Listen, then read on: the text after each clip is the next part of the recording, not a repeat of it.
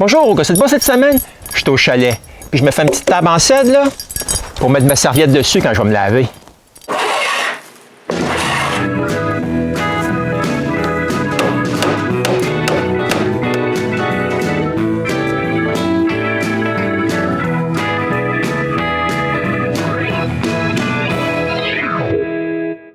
Ouais, j'utilisais des grosses tanks de 100 livres de propane au chalet. Ouais, mais elles sont rendues là, un peu trop lourdes pour moi. J'ai donc changé pour des 60 livres. Ouais, ça, c'est un peu plus malléable. J'y prenais au dépanneur. Ben, comme vous pouvez voir, c'est rendu hors de question. Ouais, les tanks là, étaient juste ici, à côté de ce qui reste de ce bâtiment-là. Maintenant, je suis forcé d'apporter mon propane de la maison et de le transporter en brouette. Mais avec des plus petits tanks, là, je suis forcé de les déposer sur une petite table. Parce que les raccordements là, sont à hauteur pour de bien plus gros réservoirs. Ouais, mais cette table-là, là, c'est la table qui était à côté de ma douche. Maintenant, là, j'ai plus rien pour déposer mes choses quand je prends ma douche. Je vais donc me faire un autre petite table. Pour ça, je remplis mon camion de morceaux de cèdre. Ouais, ça, c'est ce qui nous reste, là, notre restauration de patio.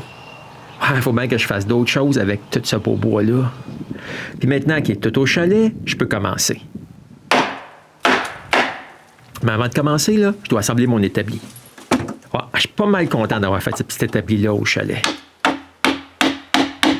Je m'en sers souvent, puis il est pas mal utile. Bon, la première chose que je fais, là, est d'apporter tous les morceaux que je veux utiliser. Alors, le plus facile, là, il serait juste de visser les traverses avec de longues vis. Mais juste une vis, là, comme ça coûte presque la même chose qu'un tube de colle. Je vais donc tout coller à la place. La première chose que je fais est de couper un bout de chaque 4x4 bien droit. Ensuite, je trace la forme de la mortaise. Je commence par utiliser la traverse elle-même pour le bas. Le reste, là, il est tracé avec l'équerre. Quand toutes mes marques sont faites, je coupe la mortaise.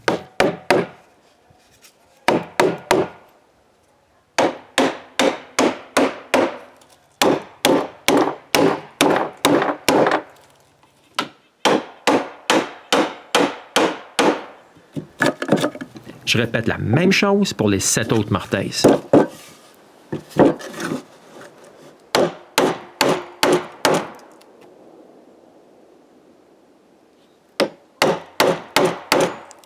Après un petit bout de temps, là, j'ai toutes les mortaises de fait. Il ne me reste plus qu'à couper toutes les pattes là, à la même hauteur.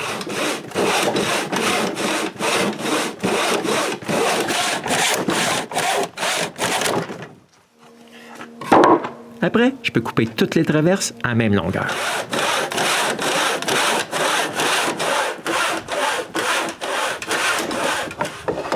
Ensuite, j'utilise un arrêt et je coupe un épaulement pour les tenons. Quand les épaulements sont tous coupés, là, j'enlève du bois pour avoir un tenon à chaque bout de chaque traverse.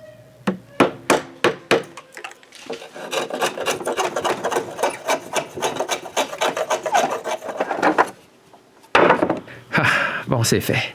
J'ai juste à couper un petit coin de chaque tenon. Après avoir marqué ce qu'il faut enlever, là, je les coupe tous.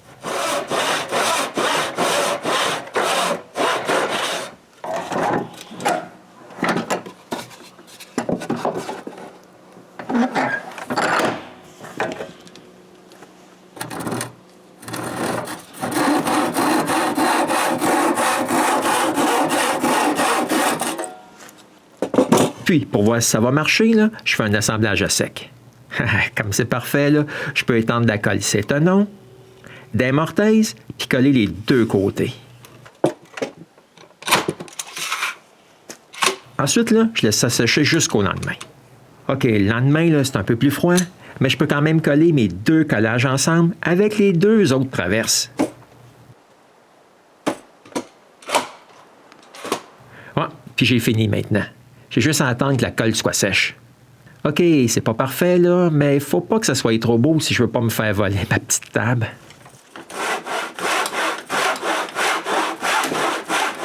Le lendemain, la colle est sèche. Je peux couper toutes les planches pour le dessus de ma table. Alors, la planche du centre là, est un peu plus étroite. Mais si je la mesure, je vois très bien qu'un bout là, est pas mal plus large que l'autre. Je trace donc une ligne droite et je rabote la planche bien droite.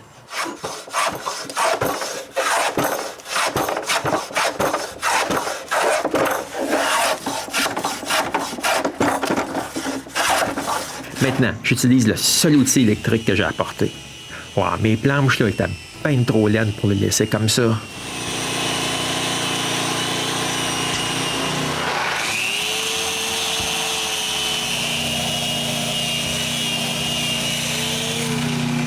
Comme finition, là, je fais un mélange d'une partie de vernis extérieur, d'une partie d'huile de lin, puis d'une partie d'essence minérale. Ben non, là, ça, c'est pas un pot de colle. Après, je brasse le tout et j'applique avec un pinceau. Je commence par le bas, là, avec la base à l'envers.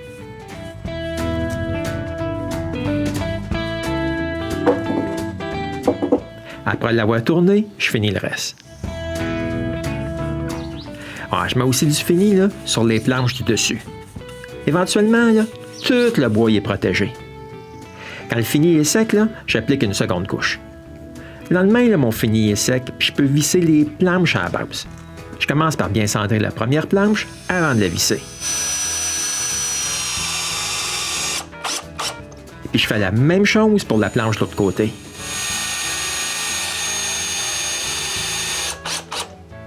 Entre ces deux planches-là, je place les 3 autres planches à espacement égal, puis je les visse les autres aussi.